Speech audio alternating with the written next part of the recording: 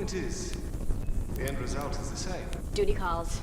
I have searched the world over for you. That is so cool.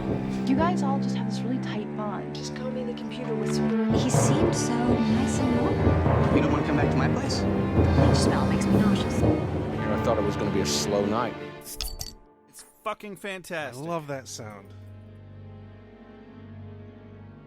Can we go now?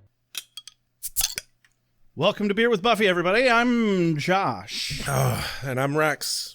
Today on Beer with Buffy, we're reviewing Season 6, Episode 3, Afterlife.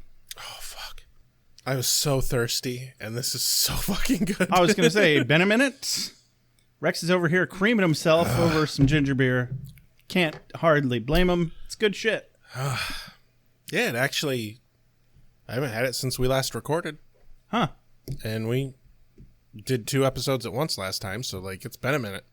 That's very Been interesting. a couple of weeks. We also drank a real beer before we came to our recording site. So this is a slightly more legitimate episode of Beer with Buffy than our last entire season. Yeah. You're welcome. Yeah. So you got us. That's our big secret. We're doing the show dry. I mean, I don't really drink that much anymore. Not like I used to. Yeah, we got old after a year or two of doing this. We started this in what, 2018? Yeah. We both would have been 34. It's been 5 years. 34. Yeah, we basically were babies when we started this. Shit, we've been recording this shit for 5 fucking years? Yeah. Yeah. That's not the first time we've wallowed in that novelty. I know, but I don't know. I feel particularly old as of late. The whole, being 39 now and I'm almost fucking 40. Mm-hmm. Yep. Not a fan. Not a fan. It's going to be okay. It's going to be okay. Until we die of old age eventually. Yeah, I mean, eventually. Yeah. Eventually. But, that's... Exactly. Yeah. It's a long time away. You don't need to think about that. Long time away. Who thinks about that? That's how you lose sleep. Don't do that. Don't let the existential dread sink in. That's the whole point here. Behind Beer with Buffy. You know what the trick is? I don't. The trick to not having existential dread is don't have an inner monologue. Oh, genius. Yeah, it works great for me. I'm going to get I don't have an inner monologue. I don't have a little voice that's telling me all the little mean shit. Uh-huh. It's great. I think that's why I'm so positive and optimistic. And completely 100% stable in every way. Oh, no, I'm not stable. I'm just optimistic and positive. Uh-huh. Positively punching the wall and putting my fist through it. It's great. Fuck-a-doodle-doo, Rex. Speaking of fucking a doodle-doo, we have some executive doodle-doos. That's a hell of a segue, Rex. Yes. It's decent. Our executive doodle-doos are Bridgen McCloy. McCloy? Dad Sirius, Callista, Allie B, Nathan Lancy, Rachel Gregory, Rachel Doodle-Doo, Dee Sheringhausen, Club E. Seal, Mr. Tabalicious, Sandra Craig, Jay Sommer, Christina, Catherine Parkinson, Karen Moon, Chris V-Man, Pat Likes Turtles, Scarlet Choi, bad at changing their name heaps, K-Fro Horse Dildo with a BwB logo gnome. Hey, I fucking managed it. Father Fenestrato, Kelly MC, Jesse Rain, Alex from the Heart, and Carrie Phillips. Thank you so much. Without you, this show literally is not possible. I think she's just leaving her name like that just to make you struggle. I know. And you know what? I approve. That's a good... Everything I know about her says that's exactly... That's a good... yeah. That's a good troll. And I'm okay with that. I'm okay with that. I'm not above a little friendly ribbing every now and then. Friendly ribbing? You there, sir. I should like to rib you. Down with those trousers. Wait, that's not where my ribs are. Not yet. Ribbing. No. Ribbing, not rimming. Yeah, I said ribbing, right? Well. I may have tripped over it. I don't know. Do we have any more reviews or anything like that? Not that I know of. Damn. Yeah. Come on, people. We're so close to raffling off a fucking hoodie. Yeah, we want to give you free shit. Or a chance at it anyway. For free. Also, free stickers. We haven't gotten any messages about free stickers. Yeah. Although I should probably double check the email just in case. That's okay. Hey, shameless plug.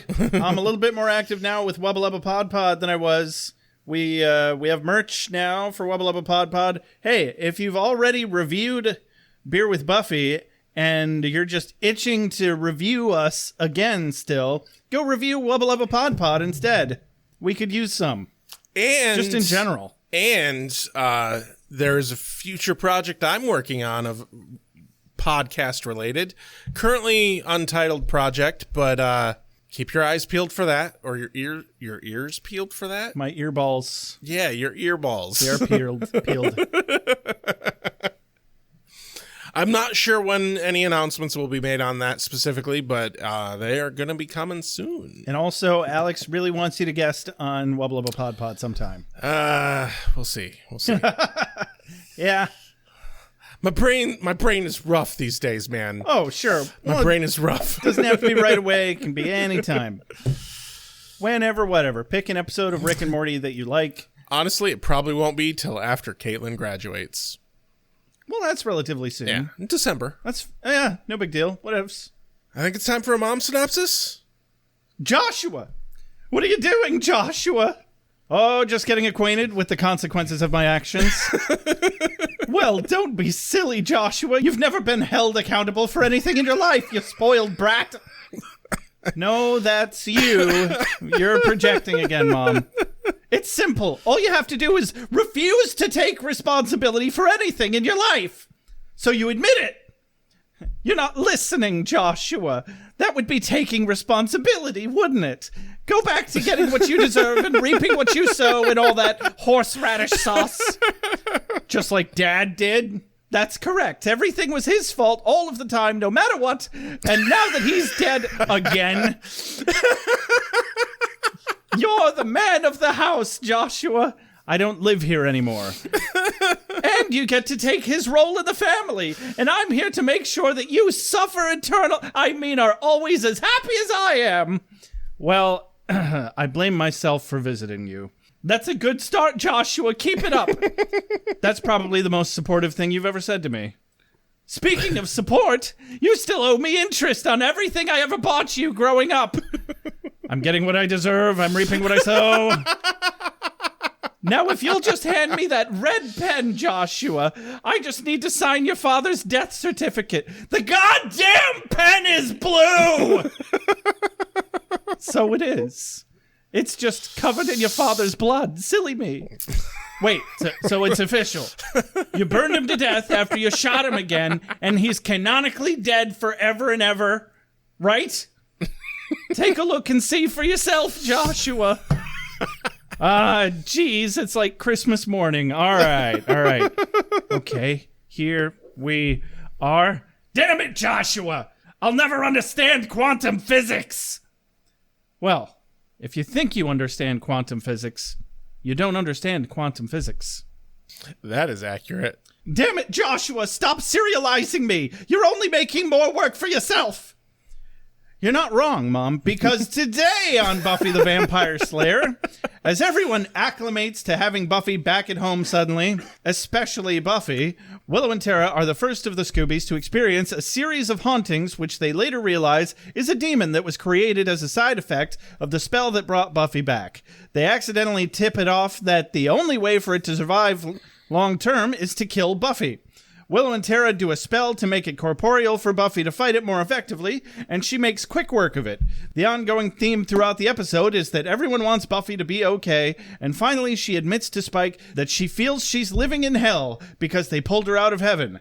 Now that she's told them all what they wanted to hear, that she's grateful they rescued her, she urges Spike to keep her secret from the others. The end. There's not much meat there. There's a lot of languishing shit in this episode. Yeah. Oh, yeah. There are a few scenes where I was like, well, I don't have to write anything. Yeah. Neat. Yeah. Drag out. For emotional effect. Hot damn, I'm emotional. Ladies, gentlemen, spiny-headed looking creatures. Soon as the sun goes down, vampire. Soon as the sun goes down, vampire. Competition is a beautiful thing. Moves here. I'm As so long as you emotional. play the sad piano over it, you have art. The only thing more emotional than my emotions is my nipples. Your nipples? Did I stutter? I mean, no, I but might have. I'm confused. Yeah. I'm unaware of emotional nipples. Yeah. Talk to my nipples, man. That sounds like a severe medical condition, and maybe you should go get that checked. Oh, are you a doctor? No, but that seems a bit not normal. Just saying. Thanks, Mr. Judgy McJudgerstein. Are they the source of the emotions? So, or do they just express the emotions? So we cold open on a dark alleyway. Willow, Tara, and Xander walk meaningfully down the alleyway, not missing a beat from the ending of last episode. Yeah. Willow thinks Buffy must be at home. Xander's leading them a back way that he's used often for fleeing. Yay, fleeing. Whee! Xander's senses are primed for danger. Okay, not really. No, not really. A group of demons skim past them on loud bicycles as they supposedly are leaving the city now that their leader is dead. Anya thinks Buffy is broken. Willow thinks Buffy is just traumatized from being in a hell dimension. Tara wonders if she's possibly dangerous, meaning Buffy. I have a theory that this scene was actually recorded when they recorded the previous episode. Oh, absolutely. Because there's no way that they would bring in some NPCs just to do some makeup to fucking drive by on a bike. Oh, yeah. And also all that shit that was already on fire. Yeah. That would be an Yeah. expensive reshoot. Yeah, they were probably like, we need to have this scene to set up for the next episode, guys. Let's do that. Yeah, that's not unheard of to redo everything a second time for that, but that doesn't strike me as the 90s television way. Right. Or early 2000s, same thing. Yeah, same. Close enough. It all bleeds together. It's fine. Anyway, cut to Dawn standing in front of their house with Buffy. Yeah. Who still has frizzy, poofy hair, looking dazed and confused. And possibly dangerous. Dawn's being quite gentle with Buffy here, as, you know, you should. Like you do with the recently undead. I mean, to be fair, though, Dawn doesn't really know a whole hell of a lot of what happened, and at this point, doesn't know how Buffy's back. Just knows that she's back. Yeah, she's... And a bit verklempt. Yeah, she's got to be confused as fuck right now. Like, who the hell did this? Why is this happening? Yeah. But she's not questioning it too hard. She's like, hey, I think got mostly Buffy back. she's just fucking happy that, sure. Like, even if Buffy's a little off, like, she's just glad her sister's back, I think. Absolutely. And opening sequence. Meow, meow, meow, meow, meow, meow, meow, meow, meow, meow, meow. We're at the house. Dawn's chasing Buffy around. Well, not literally chasing her around, but following her around as she blankly drones through the house.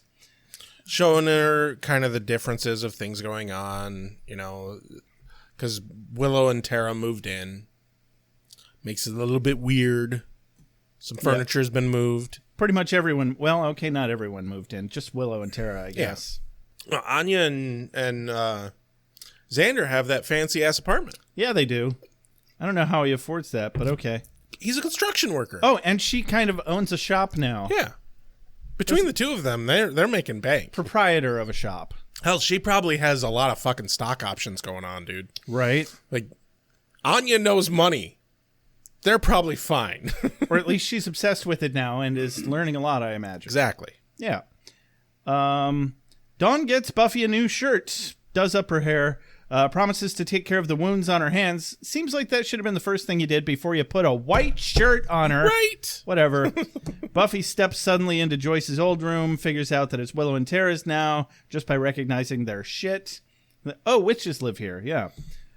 She asks what else is different. Dawn mentions that Giles left, but he'll come right back when someone calls him. Buffy wonders what they'll tell him. Interesting thought. I mean, hey, Buffy's alive. Get your ass back to Sunnydale. Buffy came back from the dead. You should come check it out, bro. Yeah. Surprise! Spike he practically just landed, by the way. right? Yeah, not a whole lot of time's passed. He probably doesn't even get time to unpack. I've been gone one whole day, and you're doing necromancy. Good Lord. Spike enters downstairs, livid. We just hear a door slam, and then Dawn goes down the stairs. He's got some colorful opinions about Dawn running off on him earlier in the previous he's episode. pretty fucking pissy. Yeah, Which, I kind of think is warranted. absolutely warranted in this scenario. Because, obviously... Hey, hell demons are on the loose. Exactly. We were out in the middle of it on a motorcycle, and you fucking ran off. And then he sees Buffy. At first, for a very brief moment, he suspects it's the Buffy bot, but then he actually, looks at Buffy, and the moment he really looks, he's like, oh, fuck. That's Buffy. Holy shit. And then he's just kind of in shock a little bit. And whether it was because he just looked at her face or her body language, or just realized, oh, wait, it's only been maybe a half an hour or an hour since I saw how destroyed the Buffy bot was. You know what I suspect? Smell. Oh. He's a vampire. Oh. He would be able to smell a live person versus a fucking machine. Yeah. And, did you catch the line that he starts saying? He's like, oh, I didn't realize the Buffy bot would patch up so well. Yeah. But he doesn't finish that sentence. It's like, dude, you just saw the Buffy bot not an hour ago. There's no way it's repaired. Logic alone. It couldn't have been more than an hour. Couldn't have been. You're right. Yeah, because they were still walking down that alleyway. Exactly. And hell, how the fuck did Dawn and fucking Buffy manage to get back to the house so fast? Damn. Sunnydale travel is pretty magical. Yeah. We've had that conversation before. Nobody really needs a car in Sunnydale. Right. Fuck that. That is so inaccurate for California, let me tell you. But anyway, Spike says to Dawn, I could kill you. I mean it. I could rip your head off one-handed and drink from your brainstem. Which is pretty graphic. Yeah. And a little violent. Probably not exactly the first thing that Buffy wants to hear. Right. Being said to his sister. Yeah. In a place that they're trying really hard to convince her isn't a hell dimension. And he sees Buffy, thinks she's the bot. He thinks Dawn was responsible for bringing her back. Which, given what happened with her Joyce, mom, yep, that's understandable. Not unreasonable. This is one of the first episodes for a long time where I'm not fuck Spike. What a motherfucker. Right. They're really turning him around, and I think they're absolutely doing it on purpose. Yeah. It's the lull before the storm. Yeah. They want to really make it hurt later. Great. So he sees Buffy's hands and tells Dawn to get bandages and mercurochrome. Yeah, what the fuck is that? I looked it up. Mercurochrome was banned by the FDA in 1998 because it didn't actually work as an antiseptic and it contained fucking mercury. Oh, yay! Yeah. And you're just rubbing it into open wounds. Never mind that you get mercury poisoning if it touches your bare skin. Yeah. And they're just like, hey, rub this. To be fair, though, there are some circumstances where mercury can be a component of something because mercury is an element, therefore it can be in a molecule. And because there are some circumstances where mercury can be safe if it's part of another molecule that can be safe. All right. But the fact that it's an antiseptic that doesn't work as an antiseptic. And this is 2000, because this is season 6, so this is 2005. Yeah. Oh, wait, no. No, it's not. It's 2002. I'm sorry. Yeah, 2002. Starts in 97. So 2002, so it's been banned for 3-4 years. Yeah. So he's showing his age a bit. Yeah. Not even on the large scale. Just hey, why don't you keep Hell, up with how old he is, he could just be get the leeches. I mean, when's the last time he needed to use an antiseptic? So can't really blame him there, I suppose. That's a good point. No, I like the exchange here because Spike's her hands. And Dawn says, yeah, I was going to fix them. I don't know how they got like that. And then he gets very serious, as I do. Clawed her way out of a coffin, that's how. And Buffy's like, yeah, yes, I did. Mm-hmm. I'm now in the coffin clawing club. Hey! The CCC, as it were. Not nearly as fun as the Mile High Club. No. Which, from what I've heard... It's the 6 Feet Underground Club. Oh, gee, it's the 6 Feet Under. Yeah, okay. Well, from what I've heard, the Mile High Club isn't all that fun anyway. Have you ever been in an airplane bathroom? Yes, I have. That Cramped. isn't a place you want to fuck. It's not really a place you want to fuck. No, it can't be sanitary. Also, there's no way that sound doesn't carry out. All right.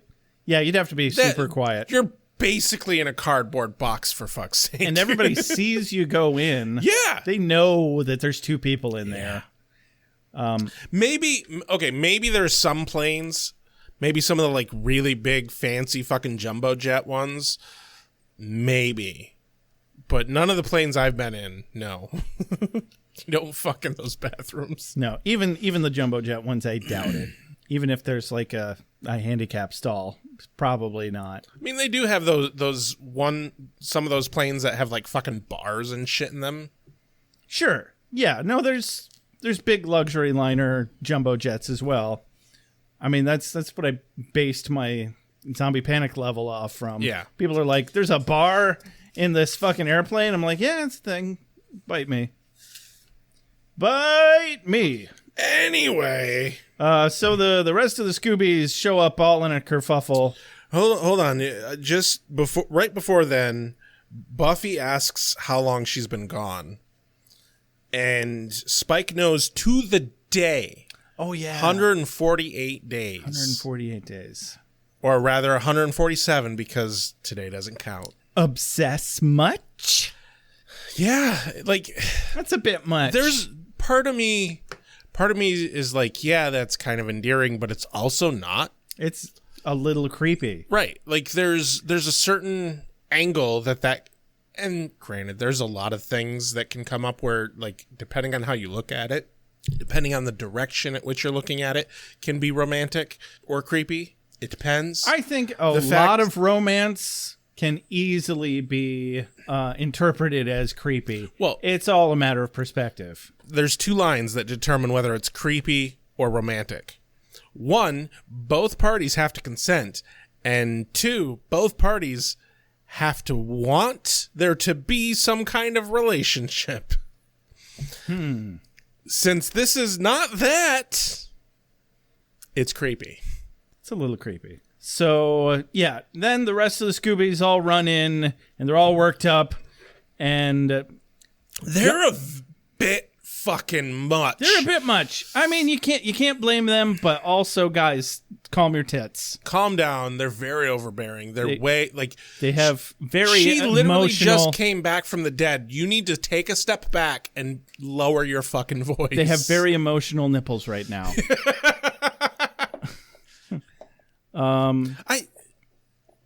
Are the nipples the source of the emotion or just the conduit? You'll never know, Rex. So Dawn finally gets in a well-earned jab at all of them as she figures out that they are responsible for bringing Buffy back. She's like, you knew she was back?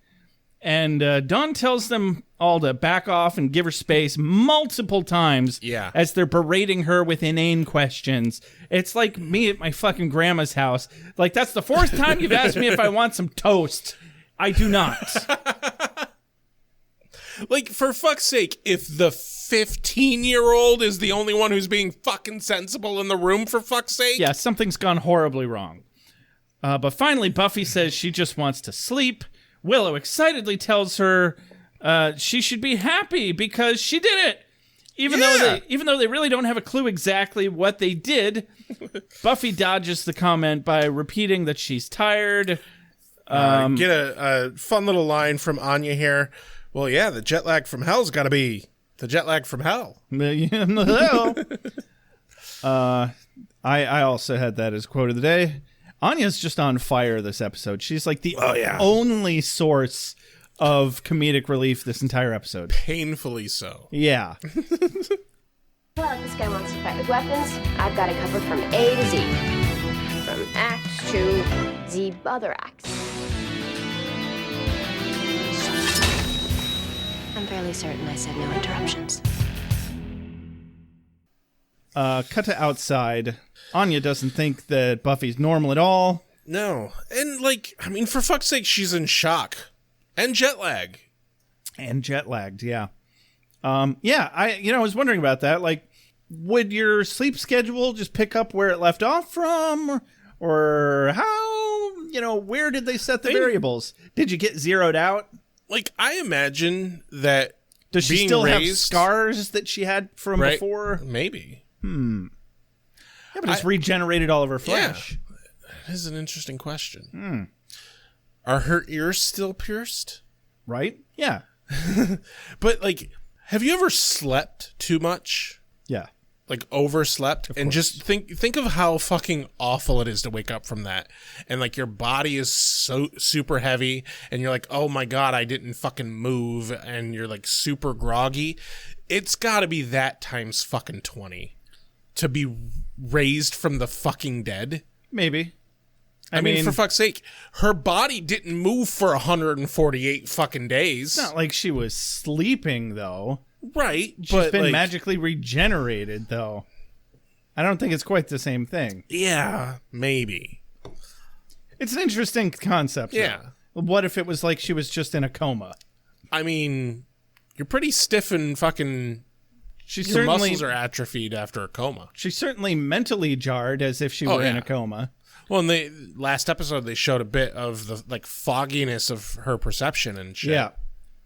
So that to me looked like being groggy and just waking up with a hangover practically. So sure, yeah, let's go with that.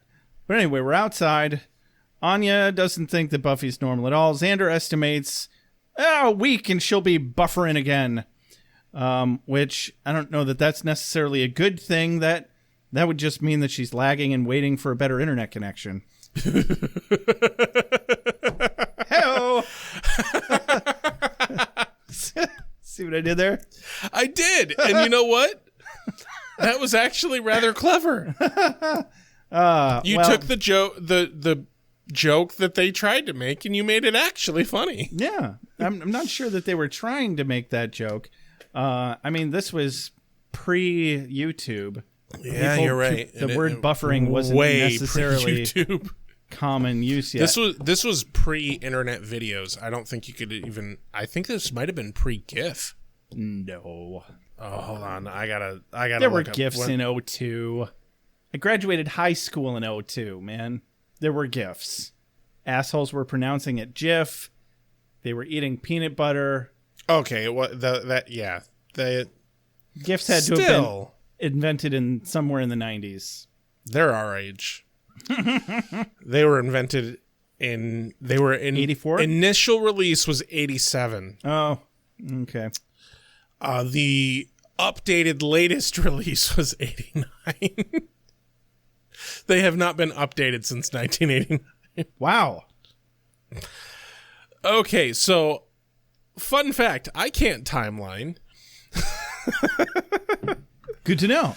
Remember that, everyone. That being said, the internet was still super fucking slow at this point, and still super young. Yeah. I think it's still super fucking young today. Oh God, yeah. I think compared to where it's gonna go. Yeah. In the next century, it's still in its infancy. Oh God, yeah. Absolutely.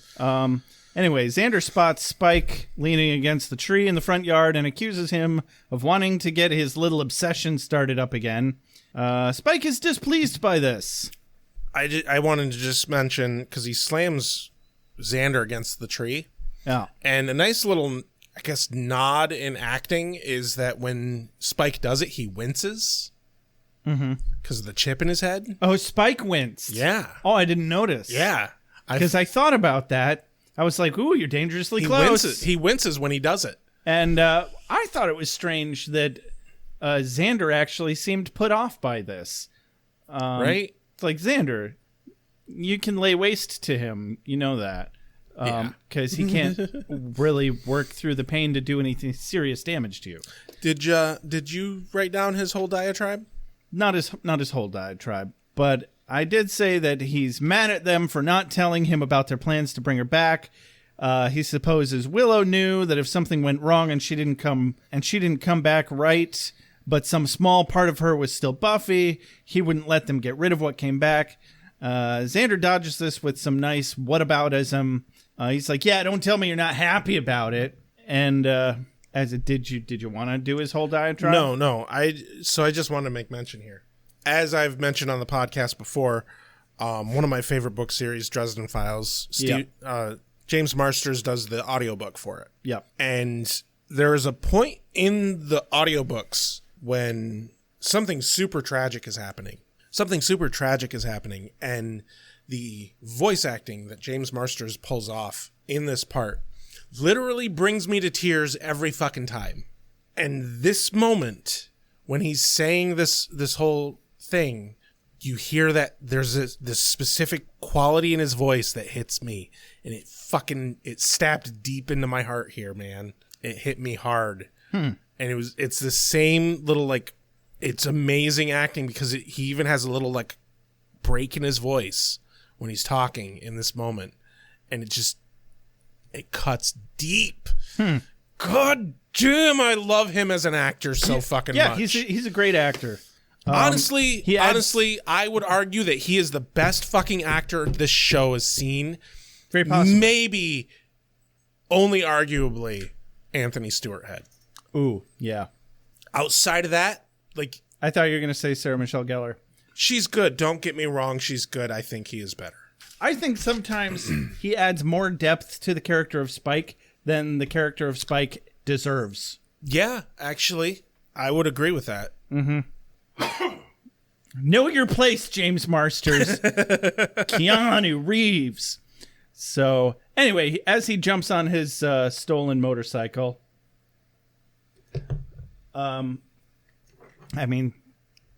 stolen from a demon who also very likely stole it from a person. Fun fact, we actually see this motorcycle for like 5 or 6 episodes. Yeah, I was going to say, I feel like he hangs on to this for a while. Yeah. But as he jumps on his motorcycle looking all extra badass, he's like, "That's the thing about magic. There's always consequences. Always. We call that foreshadowing." Yeah.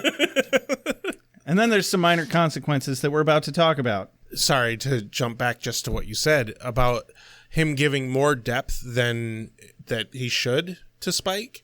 This is kind of one of those moments, actually, I think. Because, like, he is supposed to just be obsessed. He is still a soulless vampire. Mm-hmm. He maybe shouldn't have quite this depth of emotion in him that he relays with his delivery of these lines. Yeah. What an asshole. Such a terrible actor. Cut to Buffy's room. Buffy stares into her mirror. Yeah. And like then you do. Cut over to Willow and Tara's room. Willow has called Giles. He's on his way back with no small amount of "dear lords" and audible glasses cleaning. Yeah. I actually heard him clean his glasses. It fucking cracked me up. Dear Lord. Dear Lord. And Willow and Tara are talking about the situation.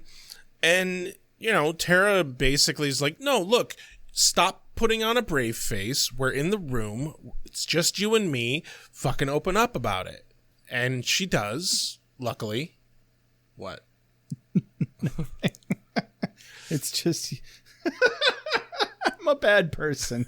I knew that. It's just your vagina and my vagina looking at each other, licking our lips. I wasn't going to say it. You are a bad person. I know that. I wasn't going to say it. You made me say it. I didn't make you say it. Yes, you did. Take responsibility for your own inappropriate behaviors. I cut out a large chunk, everybody, where he was like strangling me. Bullshit. And it was like, stop lying to our listeners. He yelled at me. He was hurting me. He was like, "You tell me that joke." You are a liar.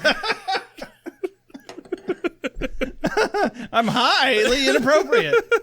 Oh, jeez. I'm sorry. I in all seriousness, I know it is very problematic to, sexualize lesbian couples. Like, that's a real problem. Yeah, with it is. Normies out there fetishizing. But, we're not here to get into that. Right. I thought it just... It was funny, though. I just want to note that I wrote down in my book that they have a cuddle. That's it. Oh, They have a cuddle. that's special. They're upset, they're sad, and they have a cuddle. What Totally if it appropriate. makes you feel any better? What I said, I did not write down. It was not pre-planned. Okay, It does actually make me feel a little better. it just popped into my head. So Licking their lips, though. That just... Because, 69.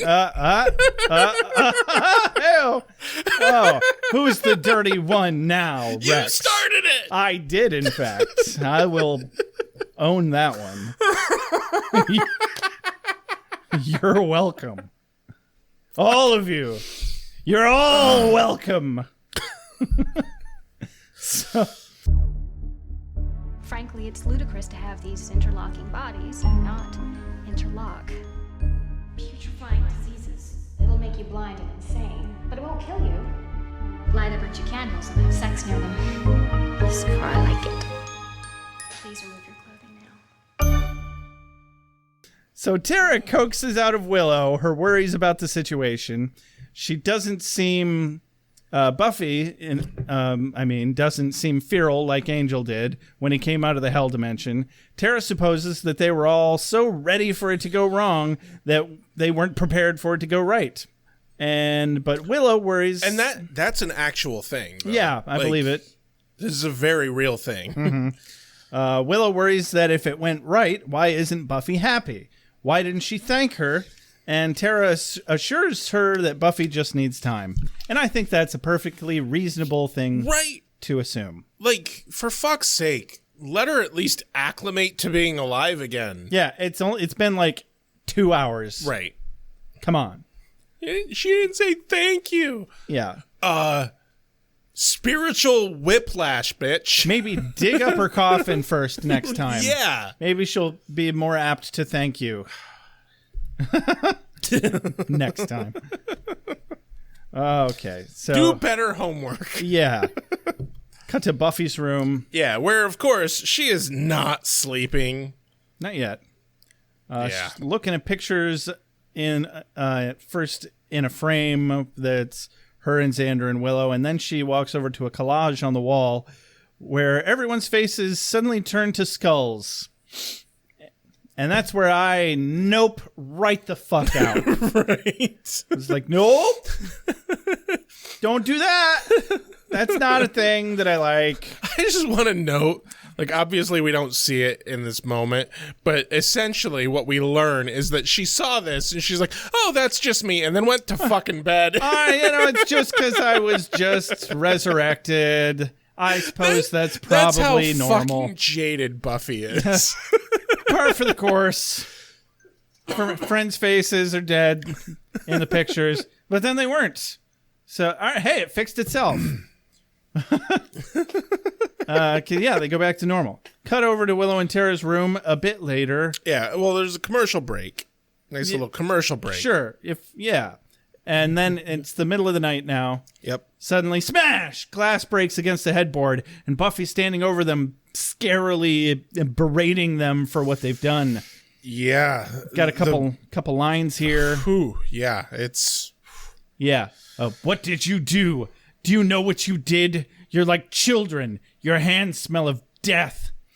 Bitches. Filthy little bitches. Rattling the bones. Did you cut the throat? Did you pat its head? Suddenly talking about the deer now, I guess. Right? The blood dried on your hands, didn't it? You were stained. You still are. I know what you did. What a fucking nightmare. Right? Oh, Damn. dude, the line "bitches, filthy little bitches, rattling the bones." That like the fucking delivery of that was man. just like My scalp is tingling. Yeah. Just woof. Woof. also just Sarah Michelle Gellar's delivery of the lines just fucking intense. Oh, yeah. It's fucking intense. I mean, before you find out that it wasn't Buffy, I'm just like, oh shit, you brought her back from the dead and she's pissed. she's pissed. That's even more scary. That's so much more scary than what's actually going on. Oh, and though, like, to me, because Willow reaches over and turns the fucking light on, and Buffy's gone. The glass is gone. And that's like that just, extra nope. Yeah. Nope. That's where, Hey, honey, we're gonna go get a hotel room. yeah, that's where the fucking go music starts playing in my head. And I'm like, shoes, wallet, keys, underwear, okay, bye. I gotta go back just for this. If I could even get that far, I'd probably just be out of the house and just running. Yeah. You know what?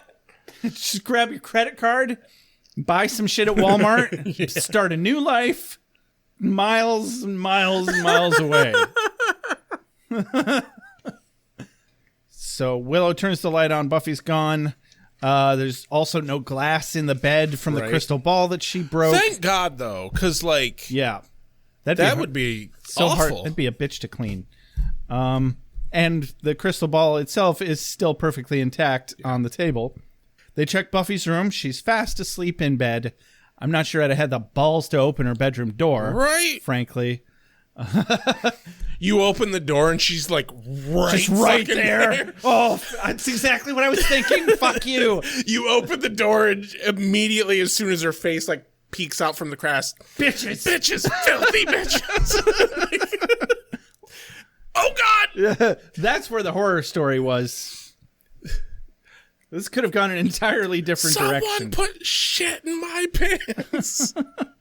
What? It's from an old comic book, Johnny the Homicidal Maniac. Okay. Dude's on a date and he's like, "Oh, I gotta go to the bathroom," and like this is all thought bubbles, and he's on this date. And he's like, "Oh, I don't want to get up, and I'm on this first date," and he's like, "Oh, maybe it's just gas," and he's like, "Okay, maybe I'll just let it out slowly." Oh God, that wasn't gas. And then he just suddenly jumps up from his date and runs out of the room and screams, "Somebody put shit in my pants." It was a very fucked up comic. Oh, yeah. I mean, it's called Johnny the Homicidal Maniac. there it is. One of my favorite lines in that comic is he's screaming about a blood painted wall, and he says, "I have to keep it wet. It changes color when it dries." So there you go. Wow. All right. There you go, everyone. Shameless plug for Johnny the Homicidal Maniac. Created by the guy who made Invader Zim. That explains everything. So Yeah, fucking Nickelodeon went to the dude who made that comic and was like, "Hey, you want to make a cartoon?" wow. Yeah. So Willow and Tara go downstairs, and they see the picture frames on the wall rattle and something moving, some sort of distortion or a lump. There's a lump Yeah, it's a crawling lump in the wall. crawling through the wall. It looks like the fucking scarabs under the skin from that fucking Mummy movie. Yeah. Or a smaller version of the worms from Tremors. Yeah. Yeah. There you go. But I think the scarabs, that's a Yeah. much more apt description. It's also really shitty CG. Not good CG. So they decide to go call for help. Cut to Xander and Anya's house. Anya's trying to wake up Xander because she's bored, I guess. I mean, you'd have to be... Hold on. Before we get to Xander's place, I did want to make a mention of a quote. As Willow and Tara are talking about the whole situation, Willow's like, "What the frilly heck is going on?" And Tara's like, "Maybe we dreamed it." And Willow goes, Right. Wrong. Different brains. I mean, barely. Right? Like They can telepathically communicate. Yeah, no, that's actually a good point. I just thought it was funny that like it actually took a moment before they're like, oh wait, no, we're different people. We couldn't have had the same dream. Yeah, no, that was a funny moment. You're right. But then we cut to Xander at Anya's house. Anya's trying to wake up Xander because she's bored, I guess. I mean, you'd have to be to want to play the word game that she proposes. She says, now I'm going to describe an adjective with accurate but misleading clues, and you have to guess what the word is. Is that a real game? I have no fucking clue. I feel like that's one of those shitty family board games that they pitch as a party game. Right? Yeah. Like fucking I Spy. Some shit like that. I fucking hate those goddamn games. I hate guessing. Like, I hate guessing in general. Right. It's basically charades, but... Like, you know that moment anytime it's like, hey, guess what? And people expect you to guess? No, fuck that. Or like, oh, here's this interesting piece of data I have. Can you guess what it is? No, I can't guess. I want you to just fucking tell me. I fucking hate guessing. I mean, if there's parameters, though, it can be kind of fun. I hate guessing. I fucking hate it. It's more fun for the person who's waiting for your guess, I suppose. Yeah, you ruined it for me when I wanted you to guess who we were interviewing on the show. I hate guessing. Yeah, turns out I found out the hard way. Boring. So I forgot that came up on the show before. It didn't. When I informed you, when I came and found you at work. Oh, right, yeah. Yeah. I forgot about Yeah, I could not fucking wait. I was like, I need to go tell Rex right the fuck now. That we got Harry Groner on the podcast. By the way, go check that episode out. It's called The Mayor. You can also watch it on YouTube. You can, in fact. It's a rare sighting of Rex on camera. Yeah. You're either welcome or I'm sorry. Hey, I'm told I'm a handsome man. That's nice. Happy for you. Just because I'm not your type. Fuck you. Fuck me. Fuck you. Yeah, no. All right. You're not my type either. We've got business to take care of. Someone's got emotional nipples over here. And it's not me. But no, seriously. But it's also Are me. they the source or the conduit? Do the emotions just flow through the nipples or do they produce the nipples? You're a bad person, Rex. You're a bad person. I just want to know. It's one of those philosophical questions that can never really be answered. One nipple is the chicken, the other nipple is the egg. That makes even less sense. I don't like it.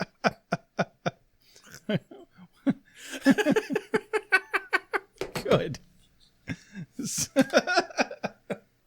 I'm not in your room. I'm in the hallway. The hallway doesn't belong to you. Mom, I can stand in the hallway, right? My friend Sharon's older brother knows a girl who died because she choked on her boyfriend's tongue. So, Anya's trying to get Xander to play a stupid word game. Right. The phone rings. That wakes Xander right up. He's groggy, but he answers, and Willow tells him what's up. I like that Anya, like, momentarily pretends to be asleep when the phone rings. Oh, did she? Yeah. I missed that. That's funny. But he immediately tells Willow and Tara to get the fuck out of the house, and I'm like, duh. Right? Did you need Xander to tell you that? But if you needed Xander to tell you that, you're in the wrong business. Absolutely. I think you've been doing a little too much witchcraft and you're a little too desensitized to this shit. And then Anya comes into the room, wide-eyed, cackling, and cutting her face with a kitchen knife. That one fucked me up. Yeah. I forgot that. And you hear the cackling in the background just a little bit first. I was like, uh-oh. Dude, oh, shit. I remembered the skulls. The skulls in the pictures, like I remembered that happened. Yeah, and that always just reminds me of a Goosebumps novel. Yeah, and I vaguely remembered the whole like Buffy like screaming and then disappearing when the lights come on. Mm-hmm. Like I had a vague recollection of that. I did not remember the whole Anya cutting her face thing. Well, now you do. that, like, also, though, that, like, that was kind of shockingly graphic. A little bit. Yeah. Like, that hit hard. Self-harm warning, everybody. Sorry about that. Yeah. Xander takes the knife. Anya falls to the floor in a slump. We see the same bad CG lump run away through the floor this time of Xander's apartment. Bad CG lumps causing all sorts of problems. Man, don't you get yourself a bad CG lump. You're going to have a bad time, okay? Next day, Anya suggests that it's a hitchhiker demon. I'm kind of disappointed that the, like, wounds didn't stay. Like, I think it would have been a higher emotional impact if they had, like, put a bandage on her face. Yeah, you know, if there had been some kind of stakes. Yeah. Right? But Anya suggests that it's a hitchhiker demon that latched onto Buffy on her way back from the dead. Yeah. They decide to kill it, and Buffy's all in on that. She's all for killing demons. Anything to deflect people asking her if she's okay.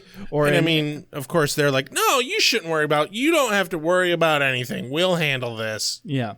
Or, you know, in any way draw attention to her in regards to being happy about being back. Yeah. She does mention that she saw the pictures turn to dead faces and then back again. Yeah, and this is when she says that, oh, I just thought it was me, and I went to bed. And Anya the life that woman lives. Anya has a silly ass moment here. She's like, yeah, you know, I just figured it was me, that I was going crazy. Anya says, well, maybe you are going crazy from hell. And Willow gives Anya a stern look, and Anya's like, no, you're fine. Fuck off, Anya. Cut to the magic box. Or wait, weren't we already at the magic box? No, they were outside in the backyard of the house. Oh, okay. So well, yeah, we cut to the magic box. The magic box. And we are cutting to it. Yes. They're all researching at the round table like they do. Yeah. They've got a list of possibilities based on, you know, the kind of methods that this demon is using. Sure. On that list are big bone eaters and small bone eaters. Mm-hmm. That's how you categorize yeah. shit. Definitely. And Anya points out that the small bone eaters are the ones who would eat the bones that Dawn has. Because she's small. Yeah. Buffy blurts out in the middle of all this boring shit that she misses Giles. Willow tries meekly to be reassuring that they'll figure it out, but Buffy wants to go patrol and leaves with barely another word about it, as everybody's trying to be weirdly supportive. Dawn calls after her that she'll be fine with the others, and she's like, I think that's a good idea, Buffy. You should go do that. Don't worry about me. I'll be just fine here. Camera cuts back to Dawn's face, who is now wide-eyed and smirking. Yeah. Dawn's basically like, don't you want to be overbearing again? I just want you to be overbearing again. I missed it. Yeah. It is kind of like Dawn misses it. Well, yeah. I mean, you'd be amazed what kind of things you miss when someone's gone. Right. It's how she knew that Buffy cared. Yeah. I guess. Even if it did make her fucking miserable all the time. Yeah. Yeah. Weird. Weird how that works. Cut to the graveyard. Buffy saunters around blankly. I literally wrote in my notes, Buffy going through the motions. Yep. Because the shot's basically just from that song. That's where it starts. They very purposefully line up the shot so that a statue of an angel behind gives her angel wings. I didn't catch that. Yep. Cool. Mm-hmm. She's, because the camera's not moving. Right. At first, until she gets right in line with that angel, and then the camera starts moving with her. I'm disappointed I missed that. I could use some good cinematography these days. Yeah, that's all right. I caught it for you. Excellent. Go back and watch it. And cut back to the magic box. Where Anya gets the boss of coffee. Is it number 1 or number 2? I just want to know how much time I have. Jesus. No. Anya comes in babbling about finding a 24-hour coffee shop. She literally gets the boss, but Anya is the boss.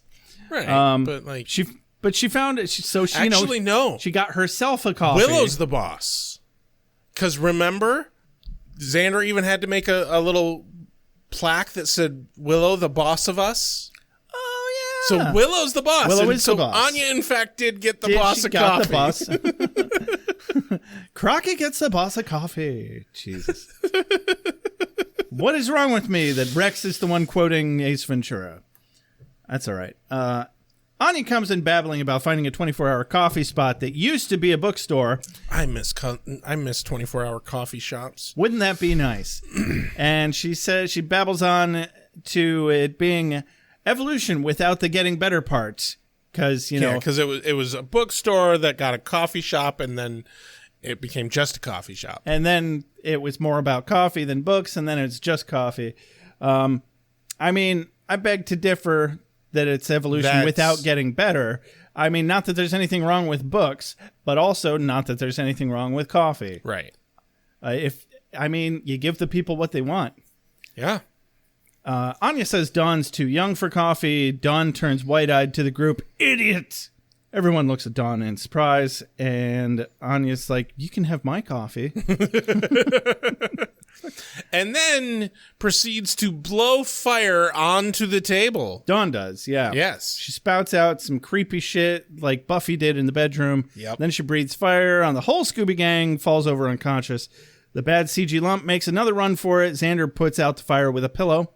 Handy that he happened to have a pillow there. Yeah, well, we got a nice little hangout spot over there. Yeah. I'm jealous of it, really. Right. Very, very, very jealous. Honestly, if I owned a store like that, I would be like, oh, yeah, I'm going to just hang out here sometimes. Yeah, I want a little hayloft and a pillow corner and one of There those... is a loft in the magic box. Fantastic. Yes, there is. It's where they keep the special books. And I want a conversation pit.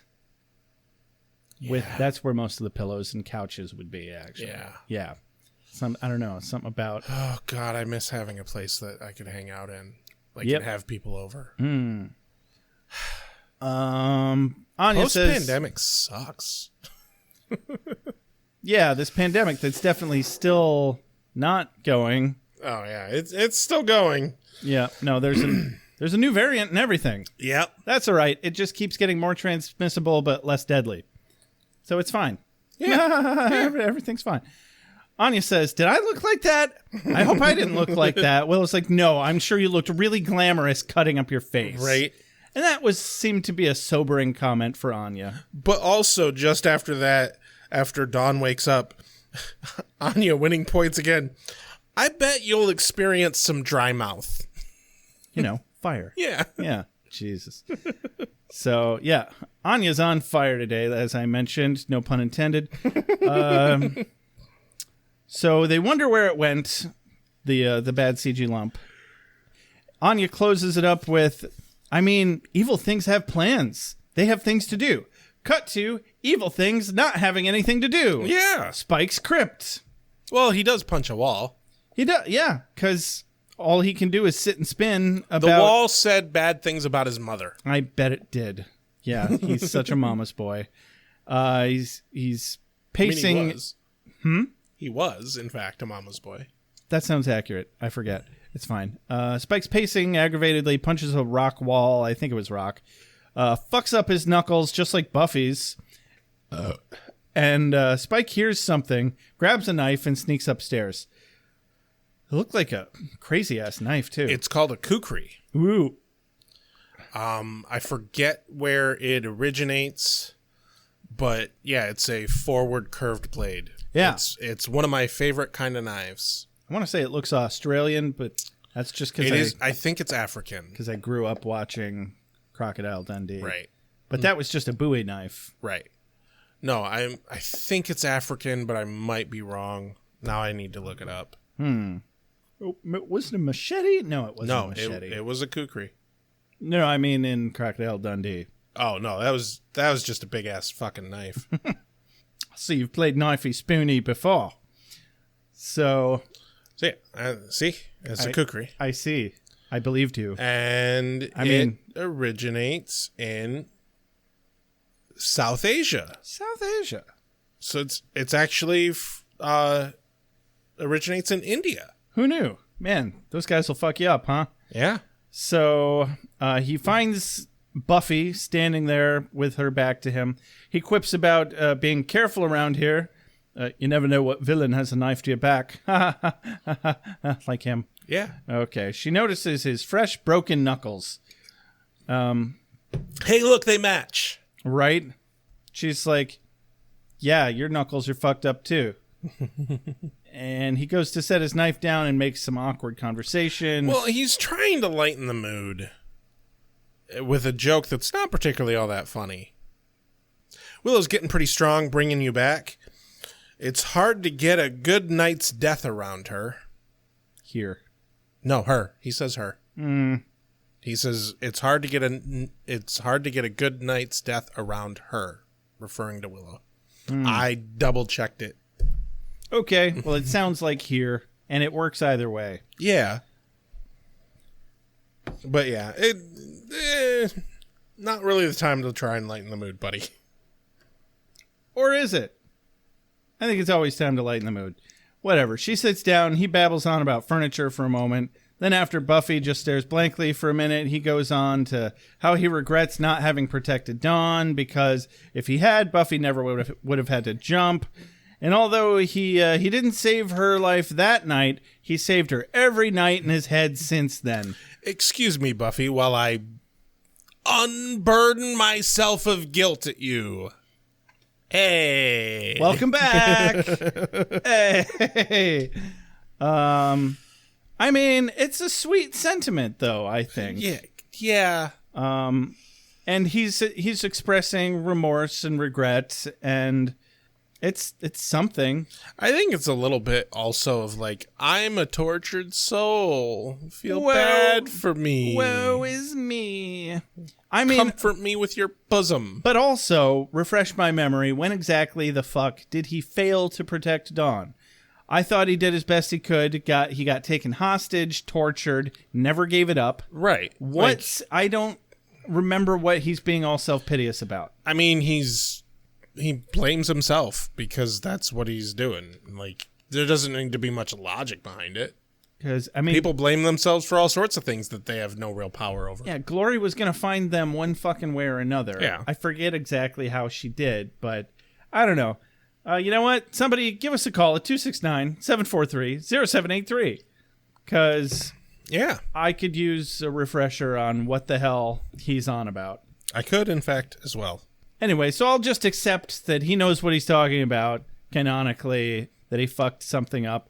But if he is just being a self-piteous, needlessly self-piteous little a-hole, that bothers me. Yeah, and I think he is, honestly. I think he is. But I don't know for certain. Yeah. Dracula. Fancy bugger owes me £11 for one thing. I got quite a few demons after me these days. It's blood! It's what I do! Well, cut back to the magic box. Xander chats with Tara, who's musing about liking sunrise more when getting up early than staying up late. Because I can agree with that. Because it's like seeing it from the wrong side. I personally think it depends on how much fun you had that night. Yeah. Or, conversely, how rested you are when you get up that morning. Yeah. Context is everything. It's all about perspective, Rex. Yeah. Willow shouts out, Thermogenesis! Thermogenesis. Guess what, Josh? We've seen thermogenesis before in this series. Go on. It happened in one of our favorite episodes. Oh? When... Fuck, what was that character's name? When Jonathan cast that spell that altered the entire reality. That was also thermogenesis, but they didn't call it that. Because he cast that spell that altered reality and it created a demon. Did it? Yep. Huh. That sounds like a good example. Yeah. I feel like that's probably not the only example But it is that's throughout the series, I mean. the only other time that it happened in the series. But There could be others. I mean, none are coming to mind immediately. This is also from the wiki that it's like this is You and your specifically that happened fucking before. wiki. Okay. I research. That's nice. Basically, I just like that it's a callback. It's a nice little callback. Did they call it Thalmogenesis at the time? No, they didn't. But it's at least some level of continuity of magic working. Yeah. No, I like that. Good for them. Bravo. Happy. But yeah, the point that Willow's making is that it's not a demon that hitched a ride. It's a demon that they actually made because that is just part of casting this kind of big, dangerous spell. Right. And Anya interprets that as a gift with purchase. Yeah. Because she's in retail. Yeah.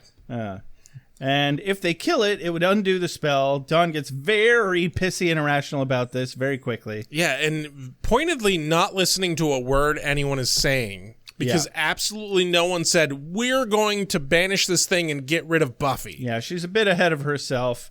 And, it's understandable. It's understandable. Right. It's her trauma speaking. I get that. Yeah, she sees an opening for a threat to her sister, whom she just got back. I get it. Dawn...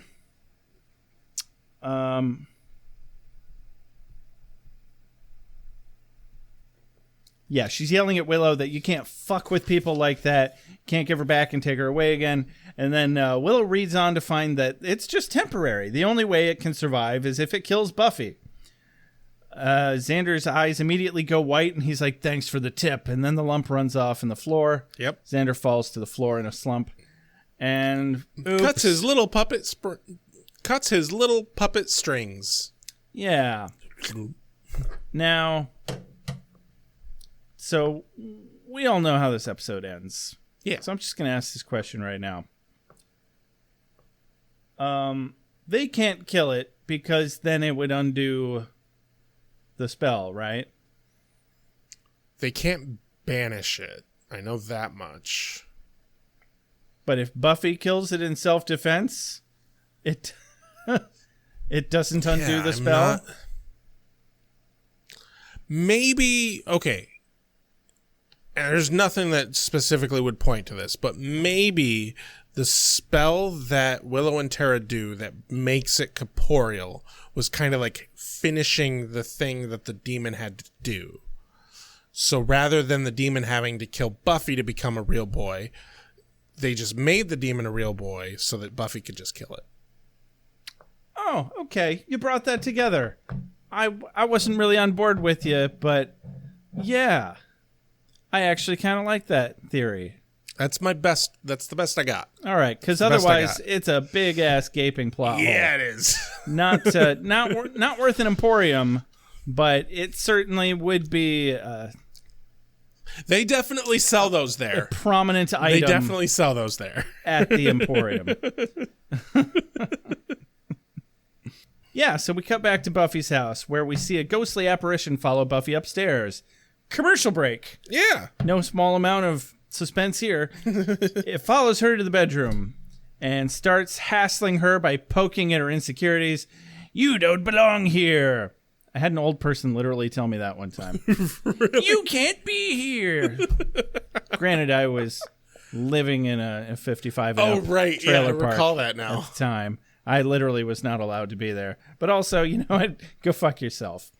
I was broke. It follows, you don't belong here. Did they tell you pretty lies? Did they even give you a choice? Buffy takes some swings at it, but whiffs right through it each time. But she just keeps swinging. Never mind that it doesn't look like... This is one of those moments where it's like, oh, God, they did not have a ball on a pole. Yeah, like it was awkward. No, they're just like, pretend you're swinging at something and we'll figure it out. Mm-hmm. It didn't look punchable at all. And she is not looking at it. She just kept going for it. She is very pointedly not looking at it. Yeah, the eye contact makes all the difference. But she keeps taking swings at it, whizzes through it every time, and it grabs her around the waist as it comes up behind her, and it seems to squeeze very tightly. Yeah. As we cut to the car, where Xander, Anya, and Dawn are headed back to the house. Dawn's in the back seat.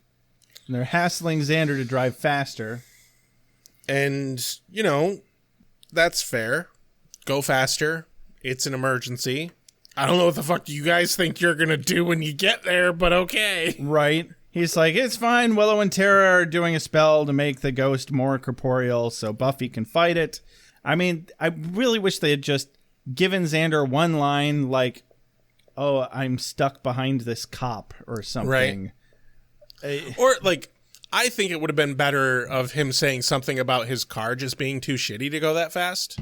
Right. Like, something. No, the pedals to the floor. This is a small car. Something like that. I'm already going 50 in a 30. You know, something. Whatever. We cut back to the magic box where Willow and Tara are doing their spell. Oh, yeah, they're chanting. It's all magic-y and mystical and witchy and blah, all that blah, stuff, blah. yeah. Make this thing solid or something. Make my liquid poo into a solid one. I do want to say the writers get pretty creative with the chanting and whatnot, though. Yeah, like, it sounds that's legit. pretty solid. It's pretty legit. And I wonder if they reference any, actual idea. old texts or anything. No idea. If there's any occult base in them or if they're just making shit up. Anyway, back in Buffy's room. Yeah, it's funny that they're trying to make this thing corporeal because, I don't know, this thing seems to be pretty good at being selectively making itself hard. Well, I mean, the thing is like, they want it to be corporeal so she can kill it. Yeah, but it can already do that on its own. Like, for a ghost, it can touch things pretty well. Well, yeah. Maybe it's about making it so that it can't be incorporeal. Yeah. Taking away its option. And again, that makes sense. I'm with you there. Buffy gets knocked onto the bed, falls on the other side, pulls an axe out from under the bed because we all know we keep axes under the bed. When you're the Slayer, you fucking do. Yeah. And we see Willow and Tara chanting some more. Buffy starts swinging at it again with the axe this time, and it taunts her some more. Xander and Anya and Dawn run in uselessly. Yeah. Again, what did they think they were gonna do? Exactly. Buffy tells them to fuck off. Willow finally achieves the spell to make it solid. She's like, Tara, I got wood. She's like, oh baby, baby. The mystical Viagra worked. Yes.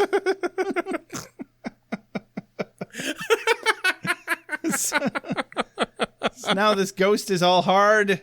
Oh God, the moment the ghost is corporeal, it doesn't last long. All dressed down and nowhere to go. Buffy, It's once it's corporeal, it gets to hit Buffy one time. one time. That's it's all dead. you get. And then Buffy One lobs and its done. head right the fuck off. Dawn, Xander, and Anya watch as Buffy lobs its head off with the axe.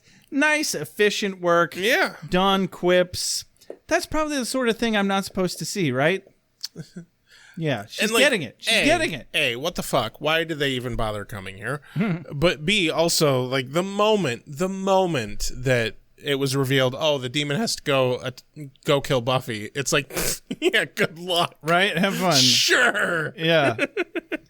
Dumbass. She's the Slayer and she's depressed. You're just going to give her something to engage in. Yeah. You're just a handy distraction. You're about to make her fucking day. Escapism. You're the escapism for the evening. Thank you. So, next morning outside of Buffy's house, Buffy chases after Dawn, looking more like Joyce than ever. Yeah. Yeah. That's all I could think was, wow, she's really grown into this kind of motherly character. Because she's chasing after Dawn with a sack lunch. Yeah, she made her lunch. That's sweet, though. Yeah, it is. And Dawn seems very touched. They hug. Buffy's annoyed that Dawn asks if she's okay. I mean, I get being annoyed I get being annoyed by that. But she's obviously not okay. But also, like, whenever you're going through anything, everyone's fucking asking you, are you okay? Are you okay? When my dad was sick and dealing with all that, like, the amount of people is your dad okay? Is your dad okay? It's like, you get fucking tired of it. And the problem with that normally is that most people don't actually intend to sit and listen to you for any real amount of time about why you're not okay. Yeah. They don't want to hear the answer. They just want you to say, yeah, I'm fine. I'm doing good. I'm hanging in there. They want to feel like they did their duty and walk away. But these people, every single one of the Scooby Gang, are actually holding space for her to talk about it if she wants to talk about not being okay. Although Dawn is maybe, not choosing the exact right time because, hey, bitch, go to school. She kind of has to go to school right now. Not great timing. But it's. I feel like it's one of those moments again where if only she would tell the truth, we might make a little more progress a little more quickly. But then there would be no plot, right? Or at least certainly not the plot that we have. It just hurts. It would have gone in an entirely different direction very quickly. But Dawn gives her the old, everybody just cares about you so much and wants you to be happy. Happy. Stiff upper lip, which is true. Not sure that helps much here. Maybe Buffy should take some unsolicited advice from her kid sister, though. Maybe. I don't know. I'm not a huge fan of the way she interprets it, because we cut to the magic box. We cut to the magic box where Buffy proceeds to thank all of them for bringing her back. She outright lies and says that she was in hell. You know the worst part about it? She doesn't say a thing about Willow wearing a carpet as a shirt. She wearing a carpet as a shirt? Did you see that shirt, I Rex? did not. It's a shag carpet, man. I'll have to go back. Take a shag carpet, stick a head hole in it, make a poncho out of it. That's what she's wearing. I'll have to go back and look at that. It's fucking nuts. It's red, though. That makes it better? No. I mean, the fact that it's fabulous is what makes it better. It's fucking fabulous. So, the fact that the costumer chose this episode and this moment to put her in that shirt. They're in California. What do you expect? And not a time where she could have made a fucking quip about it. I'm very upset about that. I think the next time that she wears it should be like when there's some super dramatic, important shit going on. Like right now. Yeah. But anyway, Buffy, she marched right in there and lied straight to their faces that she was in hell and you brought me back, blah, blah, blah. Thank you so much. Big, amazing group hug. So happy. Buffy's pretty blank-faced about it, though. Actually, she kind of winces a little. Yeah. But I guess in a good way. Couldn't really tell. Yeah. You know, when you've got Xander's armpits right over your face like that. I hope he had good deodorant. Right. She decides to step outside, finding Spike hiding in the shade in the alleyway. He is going to come in and say hi to everyone, but, you know, he saw that there was an emotional moment. He doesn't like emotions. He wouldn't want to be there. Yeah. Super friends. Yeah, he overheard Super Friends having a big, warm and fuzzy moment, and she says she came out to be alone. He gets up, to his credit, to leave and respect her wishes. Yeah. And without question. He gets as far as, you know, the sun. The sunlight. And remembers he's a vampire as if he'd forgotten for just a moment already, even though they just had a short conversation about it. Yeah. And she says she can be alone with him here. Why not? I mean, he's dead anyway. So, yeah, exactly. He's basically only a thing. His response, he sarcastically is like, thanks ever so. And so does that mean she doesn't think of him as a person? He's just empty noise to her?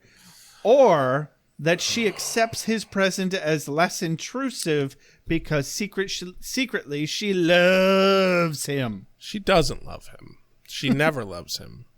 I mean, even in the end, the very fucking last I don't remember season. that. Okay. I'm going to find out organically. Okay. She doesn't love him. Well, okay. So, yeah, probably more of the empty noise thing, even though he's really doing up this fucking role. Yeah. And there's maybe not everything there to love, but there's something there to love. Yeah. Even though, boy, he sure was a creep bag for like a whole season. Not counting all of the times before I just that. thought of something funny. Not counting all the times before that where he was just an outright fucking villain. I just thought of something funny. You know the phrase, oh, she just wants a warm body? Yeah. He's not even that. He's not even a warm body. She just wants a tepid body. Yeah. He's like a lizard. He's whatever temperature the room is. Oh, man. Having sex with that would be fucking creepy. Could be a little weird. So he just still decides to ask her the question one more time. Buffy, are you okay? And at the very least, out of absolutely everyone who asks him, out of absolutely everyone who asks her that, he genuinely sounds the most, I want to hear what your fucking answer is. The most interested in getting a real answer out of her, yeah. Yeah. And she finally lets it out. She was in heaven. Yeah. Complete. Or at least a place that she assumes is heaven. She describes it as feeling complete, happy, fulfilled, knew everyone that she loved was all right, warm, etc. Completely at peace. Yep. And then she got ripped screaming back into the world, and everything is bright, cold, and coarse. It's hell in comparison. She lives in hell. And then pointedly tells Spike not to fucking tell anybody. She walks away, leaving Spike there speechless. They can never know. Never. That doesn't last. Gerarg. Is this for me? I must be ready. I need my strength. Give me more! Night, I shall walk in the earth. Hold on. You've got something here, huh? Yeah. How'd you feel about this episode, Josh? I liked it. I liked it. It was a little slow. But I like that they're varying up the pacing. If it weren't for the fact that the scene with Buffy yelling at him and Anya cutting her face, like those moments were so fucking intense. Yeah. Like if those weren't here, it would have been such a shitty Monster of the Week episode. Oh, right. But like I think they really needed to up it a little bit and make it feel like there was real stakes, like show that no, Anya was injured by being possessed. Yeah. There could have been some improvements. But other than that, it was pretty good. Like for kind of an episode where it's all just let's deal with emotion shit going on and there's not really hard air quotes plot. Like it's pretty good. Mm-hmm. Yeah. I feel like I always want to say something about character development. Everybody's evolved like a full 360, like twice at this point. It's kind of hard to tell what's character development anymore. Well, like at this point, Tara's like fully in the group. Yeah. Like full on in the group. You don't feel at all that she's any level of an outsider. The fact that there's potentially something going to happen with Buffy and Spike doesn't feel fucking awful out of place. Mm-hmm. Like even the interactions with Spike and the Scooby Gang, although they don't really happen in this episode so much, but like he doesn't even feel that out of place anymore. And no, he doesn't. Also, I do want to add that a lot of the interactions of the Scooby Gang towards Dawn treated Dawn as a character like a fucking person. Yeah. Like, there's still a little bit of they're treating her like a child, but she is still a child to an extent. So, like, that makes some sense, but they're not treating her like a fucking object. So, yeah, that's excellent character development, if you ask me. Mm-hmm. Yeah, definitely. Yeah, because they used to just completely ignore her outright. Yeah. It was pretty bad. Yeah. And, yeah, I didn't even notice that. They just actually, and that's probably a byproduct, or at least that's good storytelling, to imagine that as a byproduct of Buffy having been gone for several months. Right. And everybody really needed to take up the mantle of caring for Dawn. Yeah. Without Buffy there. Yeah. I don't know. There were a lot of languishing, like we said at the beginning, emotional scenes that I thought they nailed. And they nailed some of the creepy parts, but yeah, all I can really think of improvement-wise is more stakes for the Monster of the Week portion of the episode. Other than that, I think this is a high-quality episode. We're just starting to wind down a little bit, and they're keeping good plot pacing with the season arc. Yeah, well done. Good job. Good job. Do you have a quote of the day, Rex? Okay. I'm going to go in a different direction than I usually would go. Mm-hmm.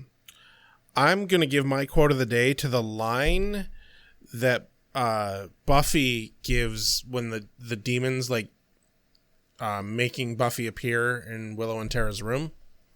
That whole spiel, because that was intense. Which part? What did you do? Do you know what you did? You're like children. You're giving it to Apparition Buffy? Yeah. Okay. Because it's just that's fucking intense, and it's like it was feeding on their insecurities. Yeah. It's like it knew what they didn't want to hear. Exactly. Yeah. Okay. Yeah, and that's important. But also just the delivery that Sarah Michelle Gellar gives that line. Oh, it's so good. Oh, yeah. Oh, yeah. So what's your quote of the day? Probably the best chuckle that I got out of this episode was... Anya says Dawn's too young for coffee. Dawn turns around wide-eyed to the group. Idiot! Anya says, you can have my coffee.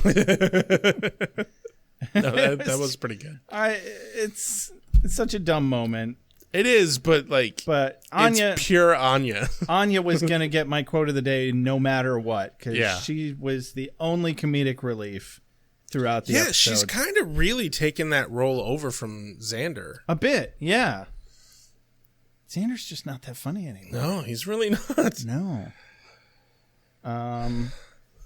Yeah, well, this has been another episode of Beer with Buffy. Don't forget to like us on Facebook, follow us on Twitter. Oh, wait, no, sorry. I mean X. No, you don't. Follow us on that dead platform. Yeah, dead platform. Or don't. Or don't. You know what? Yeah, Don't doesn't even worry matter. about it. It doesn't matter. We should probably just start up a TikTok and an Instagram and call it a fucking day. Right? Or hell, we're probably better off making a Threads account. I've never even heard of that one. It's the new social media that Zuckerberg is making. You have to have it's tied with Instagram, but it's basically meant to be the replacement for Twitter because Twitter's going down the toilet. Noted. Yeah, it's called Threads. Okay. Anyway, you can message us on Twitter or Facebook. You can also give us an email, beerwithbuffy@gmail.com, if you'd like to get a hold of us. As always, you can give us a call and leave us a voicemail or a text at our number, 269-743-0783. If you'd really like to support our show, a number of ways that you can do that. The number one way you can do that is give us a review on iTunes. If you do that and you send us proof of your review, we will give you a sticker for free. And after 75 reviews total, which we're up to 63 or something. I want to say like 68. We're in the 60s. Yeah, no, 63. You're right. We're in the 60s. Yeah. Once we get up to 75 reviews, we will be raffling off a hoodie to all people who have reviewed us. If you've reviewed us, you're in the running for that. Not raffling, door prize. Yeah. Raffles are illegal. Can't do that. Are they? Yeah, there's just something about it. I don't know. It's gambling. It's legally gambling. Well, we're giving away a free hoodie. That's what matters. It's a giveaway. It's fine. And of course, we will always read your review on the air. If you'd like to more directly support us, you can do that on Patreon. Become one of our executive doodle-doos. We'll read your name on the air as well. If you'd like to own some of our merch, you can do that at beerwithbuffy.com/shop. And as always, thank you very much to JJ Treadway for opening, closing, transition music. This has been Beer with Buffy. I'm Rex. I'm Josh. Have a good night. Thanks ever so. Okay. Are the nipples the conduit or the source of the emotions? Why don't you come over here and find out the hard way? Ew. Cult? You don't like the color?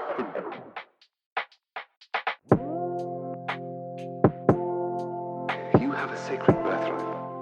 You were chosen to destroy vampires, not to wave pom-poms at people. Why can't you people just leave me alone? You are the Slayer.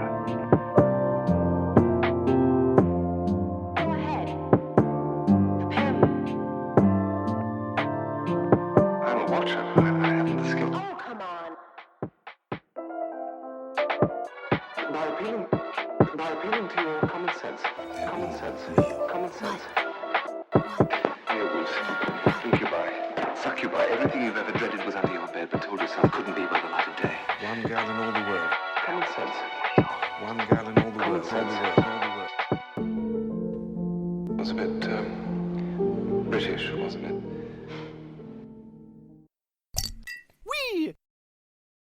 Wait, what have we done? Why are we watching this?